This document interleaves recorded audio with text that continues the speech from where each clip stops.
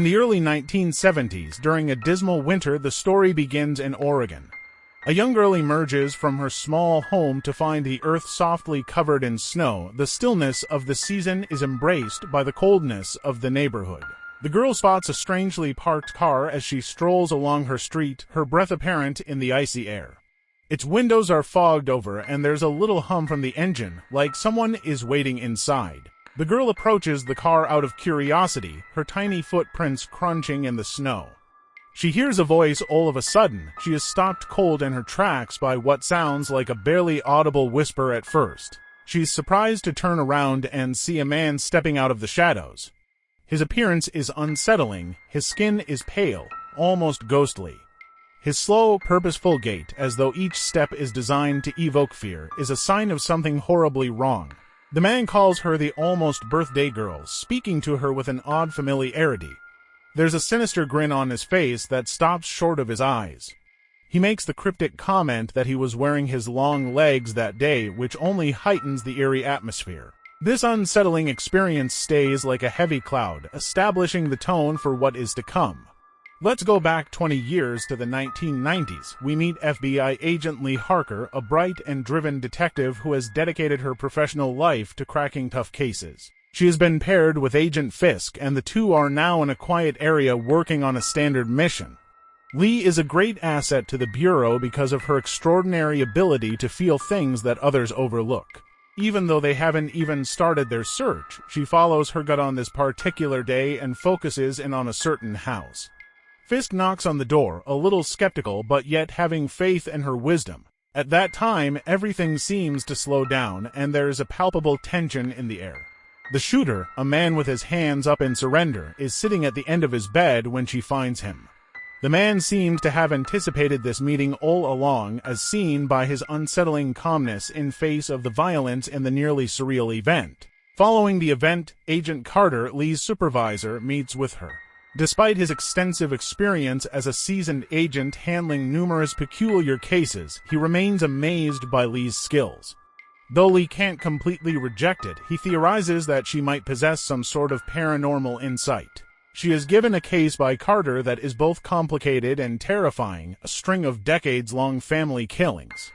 Before killing his own wife and children in each case, the father was the one who killed them. All of the crime scenes had odd letters written by someone going by the name Longlegs, packed with coded messages and satanic symbols. Carter asks her to supper at his house as Lee continues to probe into the research. Ruby, their little daughter, and his wife Anna are introduced to her there. Lee has been exposed to a dark world, which stands in stark contrast to the cozy, familial atmosphere. The young, naive Ruby befriends Lee right away and extends an invitation to her forthcoming birthday celebration. Lee admits in their talk that she originally considered a career in acting but ultimately decided to pursue law enforcement. A peek of Lee's potential self if her life had gone in a different direction. It's an uncommon instance of vulnerability. Lee lives alone in a secluded cabin when he's not working. She enjoys time alone since it gives her the clarity to concentrate on her cases. She doesn't, however, get along well with her mother, Ruth. When they do talk, it's usually in short, tense bursts. Ruth's growing fanatical religious tendencies only serve to widen the gulf between her and Lee. Lee reaches out to her mother, but their conversations are awkward and stiff. One evening, while Lee is reviewing case files, she is startled by a loud knock on her door. She makes a hasty grab for her rifle and approaches the door warily. She notices a dark silhouette standing at the edge of the surrounding woods as she peers through the window.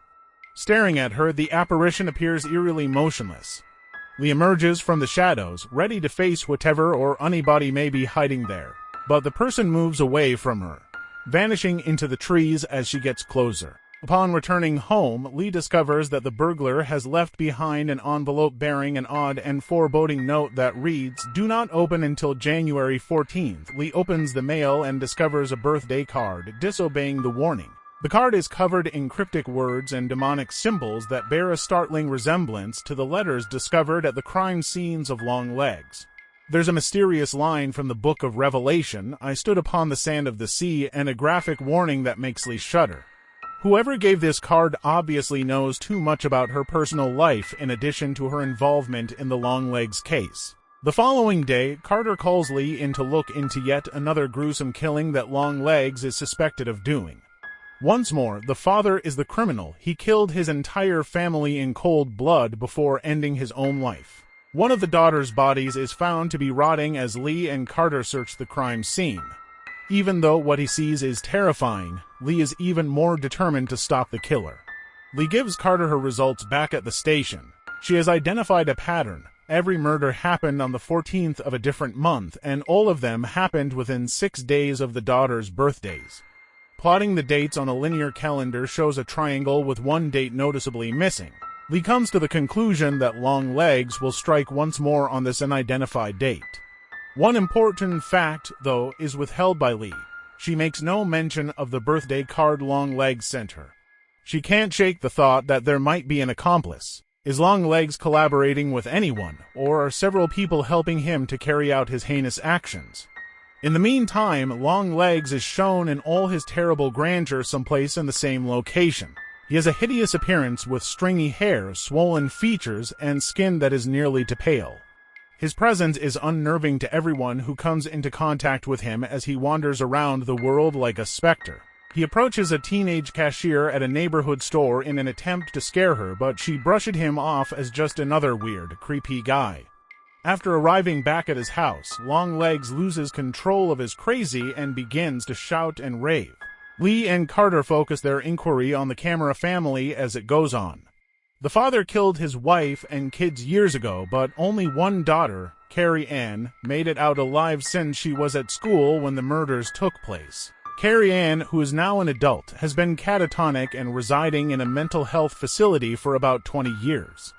Carter and Lee pay a visit to the family farm in the hopes of finding more proof. Beneath the floorboards, inside the barn where the killings occurred, they discover a lifelike doll that remarkably resembles young Carrie Ann. What they find inside the doll's head is a weird metal ball. Upon closer inspection, the ball produces odd static noises that cause Lee to have scary images. Another layer of horror to the probe comes from the examiner who claims to have heard the doll pronounce his ex-wife's name. Lee pays Carrie a visit in the psychiatric unit, determined to find out. Orderly states that Carrie Ann had not shown any symptoms of recovery and had been in a vegetative state for years. That is, until a man who the orderly characterized as uncomfortable paid her a visit and she broke her catatonia. Lee addresses Carrie Ann, who describes the day her father killed their priest and subsequently her mother in a monotone, lifeless voice. Carrie Ann admits in a chilling way that she would now carry out any task the man requested her to perform, even if it meant killing Lee. Lee is extremely concerned after the meeting. It's evident that Longlegs has had a greater impact than anyone could have predicted. Carter reveals to Lee something she had long suppressed. She encountered Longlegs as a little child. This is a startling admission. Lee spirals into a state of terror and confusion upon realizing this. She goes to see her mother Ruth in a desperate attempt to piece together the disjointed recollections. Ever the religious fanatic, Ruth informs Lee that she should consider herself fortunate to have grown up and lived, giving the impression that her life was not entirely down to luck. Among Ruth's possessions, Lee finds a picture that was taken when he was a little child and shows the occasion when Longlegs came to their house all those years ago. Lee's memory is abruptly awakened by the photo, and she offers Carter this vital piece of information. The FBI locates Longlegs using the picture, and it turns out that he is Dale Ferdinand Cobble. Although the capture represents a major win, the fear is still very much present. In an unsettling interrogation footage, Longlegs grins menacingly while staring straight into the camera and singing Happy Birthday to Lee. In the interrogation room, Lee approaches him with the intention of learning the truth about his collaborators. However, Longlegs uses cryptic riddles to express his claims to be serving the man downstairs and to get Lee to question her mother about his accomplices. Before he can say anything more, Longlegs slams his face on the table with such force that he becomes completely deformed. Soon after his death, Lee and Carter are left with more questions than answers. Agent Browning goes back to her mother's house with Lee as she feels the weight of the investigation weighing heavily on her. As they arrive, the house is deathly quiet. A gunshot rings out through the hallways as they look for Ruth. Dying, Browning collapses to the earth. In a flash, Lee discovers her mother clutching a shotgun and standing over his body.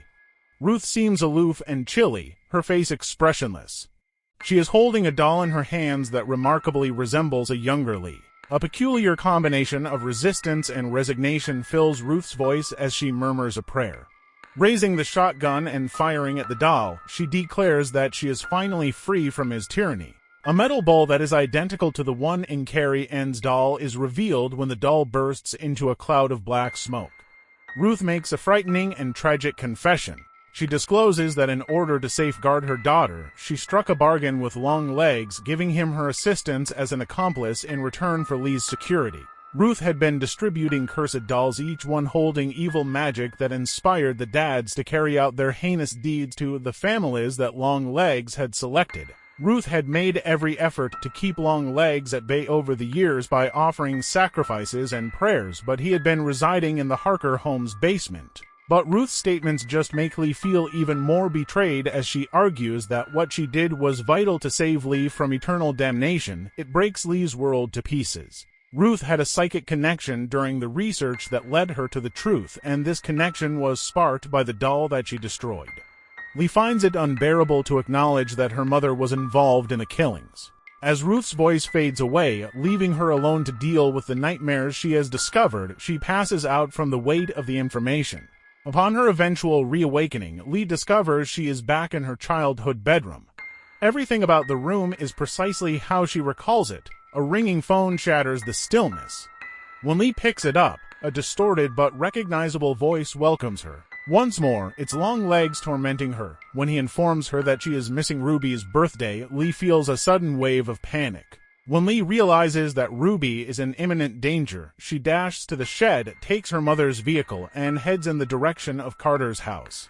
When Lee gets to the residence, his worst suspicions are validated.